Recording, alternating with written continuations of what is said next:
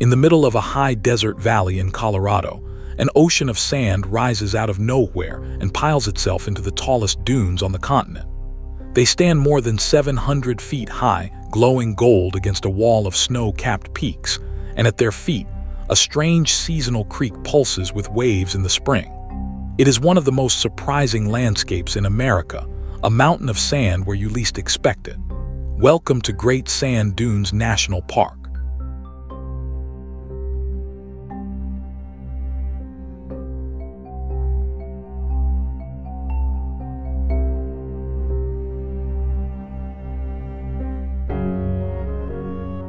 We are in the San Luis Valley of south-central Colorado, a vast, flat, high desert basin tucked against the Sangre de Cristo Mountains.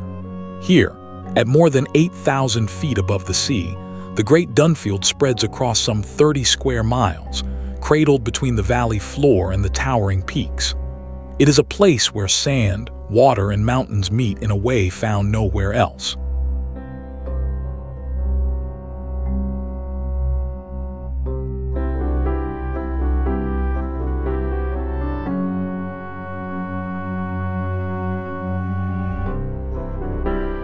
At the heart of the park lies the main Dunefield, a sweeping sea of sand ridges rolling one behind another toward the mountains. From a distance, it looks almost impossible, a golden desert stranded in a green and sagebrush valley. This is the largest Dunefield in North America, holding billions of cubic yards of sand, and yet it is only the visible heart of a much larger system of grasslands, wetlands, and shifting sand that surrounds it.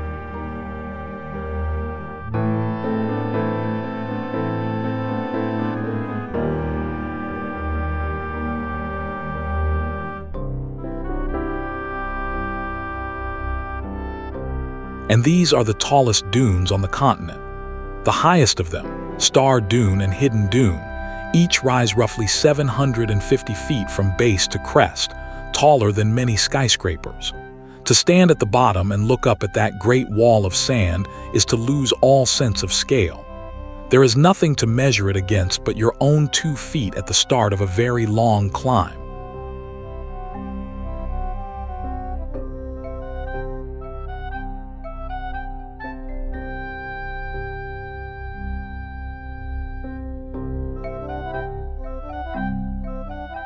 So how did a mountain of sand come to rest here?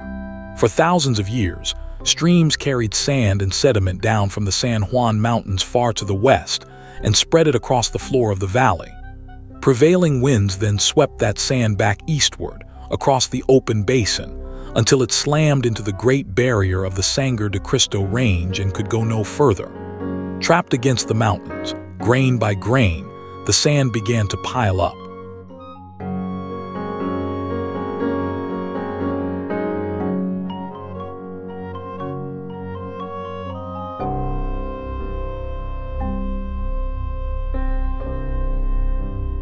But the dunes are not simply a pile blown into a corner. They are a living, recycling system. Winds funnel through 3 mountain passes and blow the sand back toward the valley, while 2 streams, Medano and Sand Creek, sweep around the Dunefield and carry escaping sand back out to the flats, where the wind can lift it and begin again. This constant circling of sand, up against the peaks and back around by water, is what keeps the dunes so tall and so remarkably stable in one place.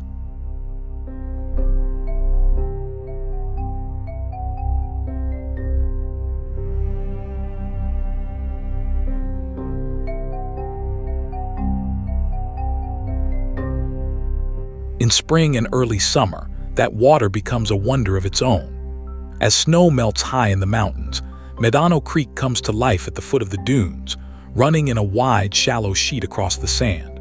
Underwater ridges of sand build up and suddenly collapse, sending rhythmic waves rolling down the streambed, a rare phenomenon called surge flow. For a few short weeks, families wade and splash along a beach in the middle of Colorado, with dunes rising on one side and mountains on the other.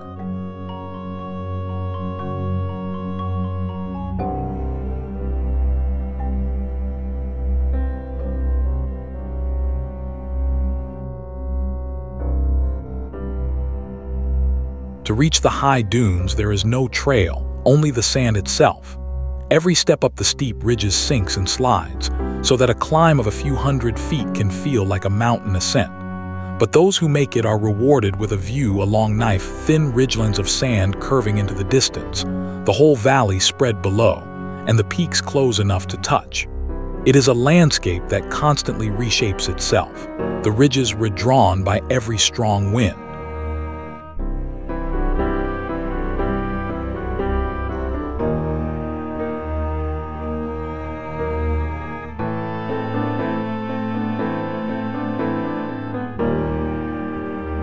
And of course, what goes up can come racing down. The soft, steep faces of the dunes are perfect for sandboarding and sand sledding, and it has become one of the great joys of the park. Riders carve down slopes that took an hour to climb in a matter of seconds, kicking up a spray of gold. It is a rare place where a desert becomes a playground, and where the young and the old alike can slide down a mountain of sand.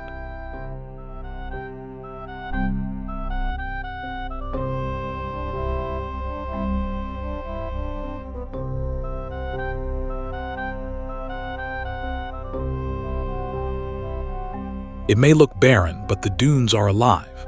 Here lives the Great Sand Dunes tiger beetle, a small metallic hunter found on this Dunefield and nowhere else on Earth. At night, kangaroo rats bound across the cooling sand on oversized hind legs, surviving without ever drinking water, drawing all they need from the seeds they eat. A whole hidden community of insects and animals has adapted to this shifting, sun-scorched world, quietly at home where you would swear nothing could live.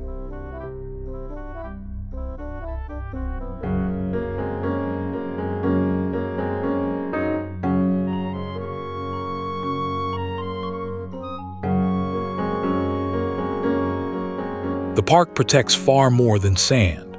In a single sweep, the landscape climbs from Sabkha wetlands and grasslands on the valley floor, up through the dunes, into cottonwood creeks and forests, and on to alpine tundra and peaks above 13,000 feet in the preserve behind. This astonishing range was made whole in part by the Nature Conservancy, whose work protecting the neighboring Baca and Zapata ranch lands helped enlarge the park to embrace the entire system, from the creeks that feed the dunes to the mountains that hold them.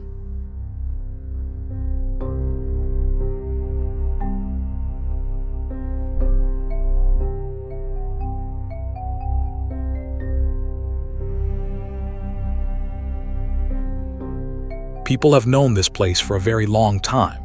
For at least 11,000 years, hunters followed game across this valley, leaving stone tools and hearths near the dunes.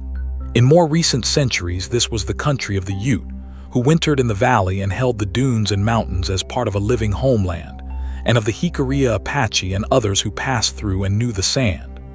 To them, this was never an empty curiosity, but a place woven into story, travel, and survival.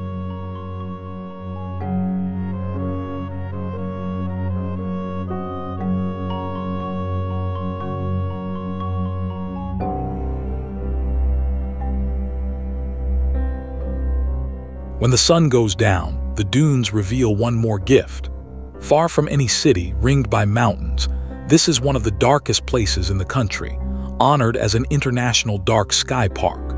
On a clear night, the Milky Way arches from peak to peak, and thousands of stars pour down over the pale, glowing sand.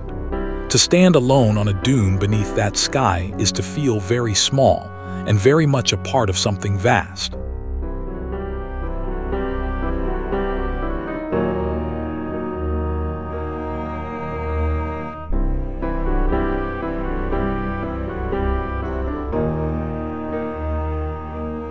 This is also a land of extremes.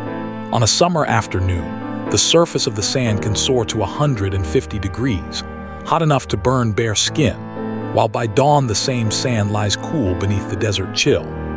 The dunes bake by day and shed their heat by night, and every creature and visitor learns to move by the rhythm of the sun, climbing in the cool of morning and evening, and resting when the sand turns to fire.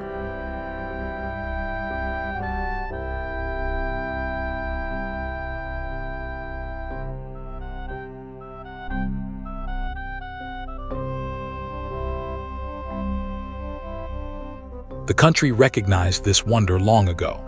In 1932, the dunes were set aside as Great Sand Dunes National Monument, protecting the Great Sand for all who would come.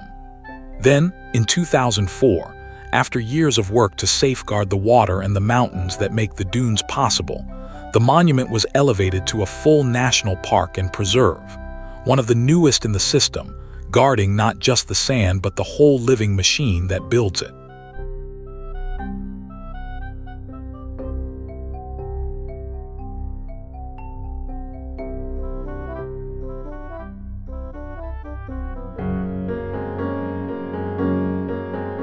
And that is the lasting feeling this place leaves you with.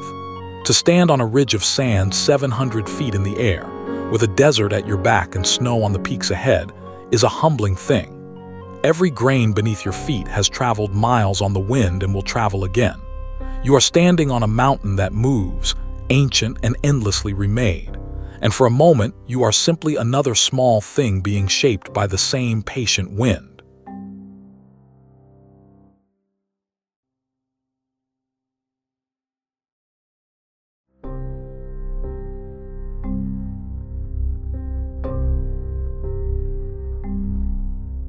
The tallest dunes in North America, a creek that pulses with waves in the spring, beetles found nowhere else, some of the darkest skies in the land, and a valley that climbs from wetland to sand to alpine peak. Few places on Earth hold so many worlds in one view, and fewer still surprise you so completely with the simple, impossible sight of a great golden mountain of sand.